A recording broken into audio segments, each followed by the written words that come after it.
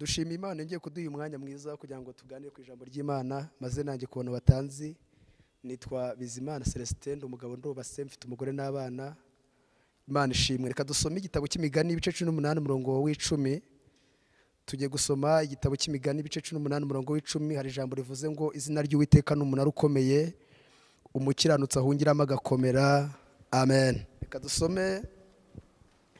Reka dusome Yesaya 45 twumve icyo Imana ivugana natwe ubundi dusenge. Yesaya 45 haravuze ngo ibi ni byo Uwiteka abwira Kuro yimikishije amavuta akamufasha ukuboko kw'iburyo akamuneshereza amahanga ari imbere ye. Nzakenyuruza abami kugira ngo ngukingurire inzugi, nzakujya imbere ahatari ingane maringanize, nzamenagura inzugi n'imiringa n'ibimbizo by'ibyuma zabicamo kabiri, nzaguha ubutunzi buhishwe. Imana ishimwe. Reka twongereho 43 umurongo wa 4 tubivugire rimwe. 43 umurongo wa 4 haravuze ngo kuko wambereye inkoramutima ukaba ukubaha nanjye nkagukunda, nicyo kizatuma ntanga ingabo zigapfa ku bwawe, amahanga nkatangiriza ubugingo bwawe. Imana ishimwe. Twongeyeho umurongo wa 18 twihute. Haravuze ngo ibya kera nimwibyibuke kandi n'ibya kera birashize, Uwiteka agiye gukora ikintu gishya, uburyo umuntu wese ugiye kukibona azatangara. Amen. Dutangire ku ijambo ryiza rifite amavuta kandi rikomeye. Riravuze ngo izina ry'Uwiteka n'umunara ukomeye umukiranutsi ahungiramo yarangiza agakomera. Ndashaka ko uyu mwaka 2025 nta handi ubuhungiro busigaye, nta handi umwanya uri, umwanya ahantu usigaye uri kwa Yesu honyine. Nagira ngo umbwire umuntu mwicaranye umubwire ngo ihute, ahandi hose imyanya yararangiye, umwanya ufite agaciro, umwanya ukomeye uri kwa Yesu, ahandi hose yarashize. Uyu niwo mwanya ashaka kukubwira. Bibiliya iravuze ngo izina ry'Uwiteka ni umunara ukomeye umukiranutsi w'Imana ahungiramo yarangiza akagira gute? Niba mwabyumvishe agakomera. Imana ishimwe. Ndashaka ko uyu mwaka 2025 Imana idukomeze mu izina rya Yesu. Imana ni igukomeze, igukomeze. Dukeneye ko Imana igukomeza. Twusomye iri jambo Yesaya 45 umurongo wa 1. Ni ijambo rivuze ngo Imana ibwira Kuro, yaramubwiye ngo nzakujya imbere ahatari ingane maringanize, nzamenagura inzugi n'imiringa n'ibihindurizo by'ibyuma nzabicamo kabiri. Kandi si cyo cyonyine, imusezeranya yuko nibona hari ukwari izindi nzira izakoresha uburyo kumukenyeza, ivuze ko iziyaranja igakenyurura n'abantu, Imana ikamukenyeza. Ndashaka ko uyu mwaka 2025 Imana igukenyeze mu izina rya Yesu. Ndashaka ko Imana idukenyeza kubera ko iri izina rya Yesu ni umunara ukomeye. Izina rya Yesu rirakomeye, izina rya Yesu rirakiza, izina rya Yesu riragabura, izina rya Yesu rirambika, izina rya Yesu rihindura ibyanze guhinduka. Izina rya Yesu ni umunara ukomeye umukiranutsi w'Imana ahungiramo yarangiza agakomera. Izina rya Yesu ni umunara ukomeye.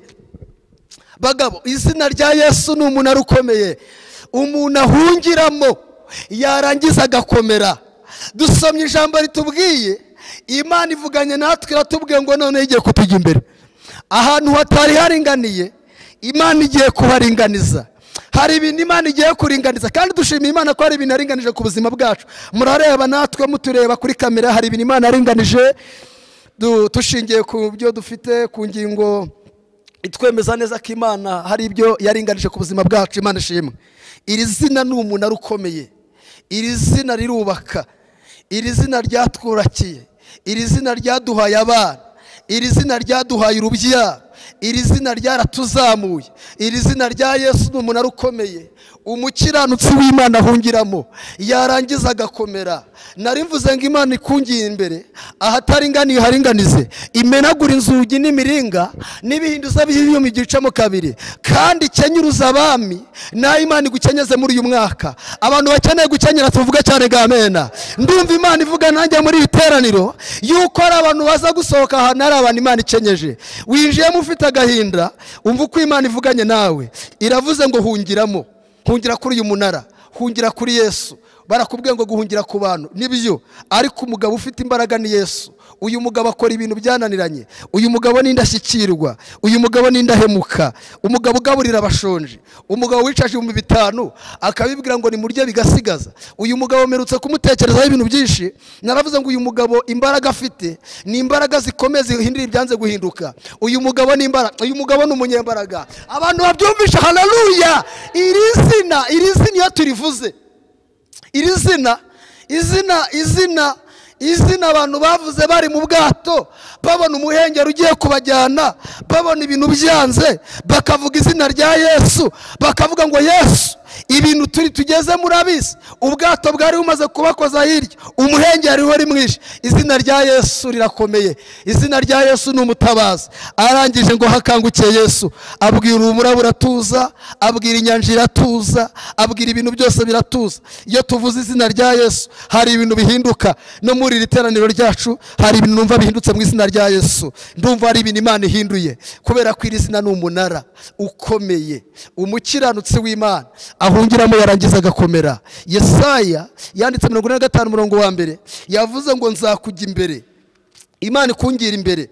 Niyo abantu bagukunda bate, ntago abantu bashaka kukujya imbere, ahubwo bakubwira ko bakuri inyuma. Yesu wenyine niwe ufite umwanya wo gushyira umuntu imbere. Abantu batujya inyuma, ntago abantu batujya imbere. Ariko Yesu ntataringaniye agenda haringaniza arata. Inzugi z'imiringa n'ibinizo by'ibyuma ajya birebaho bigacikamo kabiri, kandi ahageze umucyuraka. Iyo ageze aho bicumbika asiga acecekesheje ayo majwi, ibyakurwanyaga byose bikagenda intatane. Uyu mugabo icyo turumukundira ni indahemuka, icyo tumukundira agira indangagaciro ikomeye, ni umutabazi w'abantu bose. Iyo ageze mu mfubyi ajya yivuga akavuga ngo ni ngese w'imfubyi. Yagera mu bapfakazi akavuga ngo ni ngiye umugabo w'abapfakazi. Yagera mu bashonji akababwira ngo abadafite ifeza n'izahabu mwese muze. Uyu mugabo turamukunda, mukundira ahantu hamwe. Ni umunsi yahumurije Yayiro, yamuhumurije bikomeye. Ni umunsi bari bagiye kumureba ngo bagenda bafite inimba.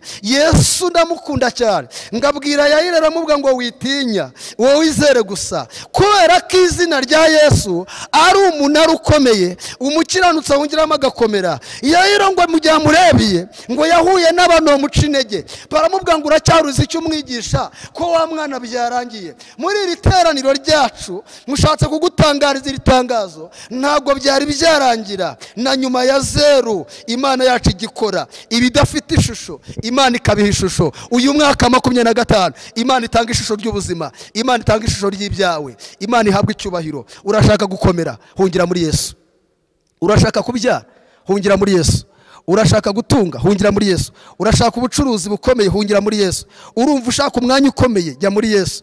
Urumva ushaka gukomera muri iki gihugu, hungira kuri Yesu. Hungira kuri we, kuko ni umunara ukomeye, umukiranutsi ahungiramo yanagize akagira gute agakomera. Ndashaka abantu bashaka gukomera muri mwaka 2025, ndashaka ko dusengana, tugahuza, tukabigira icyifuzo, tukabigira n'intego ikomeye, tukavuga ngo dusanze ubundi buhungiro bwose bwararangiye, tugiye guhungira kuri Yesu. Kandi Yesu nitumuhungiraho ntacyo tuzamurana. Ndashaka abantu bashaka gusenga, murambura ibiganza dusengane aho muri, nituragiza tubasengere. Kandi icyo cyifuzo ngize tugiye gusengera muri jambo, ndashaka ko Imana bakomeza mu izina rya Yesu. Mana turagushimiye, turaguhimbaje, udukunda kurenza abantu. Mwami muri uyu mwanya, muri uyu munota, sengeye umuntu wese wari ukeneye ubuhungiro. Abantu bahungiye mu miryango biranga, bahungira mu bakomeye biranga, bahungira ku bavandimwe babyaranze, ahubwo tubonye ubuhungiro. Ubuhungiro buri kuri wowe. Nta muntu waguhungiyeho ujya useba, nta muntu waguhungiyeho ngo ananirwe gukira. 38 yaguhungiyeho, abo bari baryamanye ku ibaraza baratashye, ariko uhageze arakira. Umwana w'imyaka 40 yaguhungiyeho, arangije arahaguruka, wambagari burakomera. Nanjye muri iri teraniro sengeye umuntu uri aha ngaha, wowe wicaye udafite ubuhungiro, wicaye adafite ubuhungiro, ndamusaba muhamagara kugira ngo Yesu amubere ubuhungiro. Yesu umutwikire muri mwaka 24. Hari imbaraga ducyashye, hari imbaraga duhambirije, ibitavuga Imana byose turabicecekesheje. Tinda mu byacu, dutindane nawe, kandi ukora iby'imbaraga ku buzima bwacu. Urakoze Mwami kubihagurukije, kandi byari byanze kumva ugiye kumva. Kandi turagushimiye cyane ko ari wowe ukoze ku maso abantu akabarebye. Tugukomeye amashyi, tuguha impundu ku bwa Yesu. Amen. Shalom, shalom.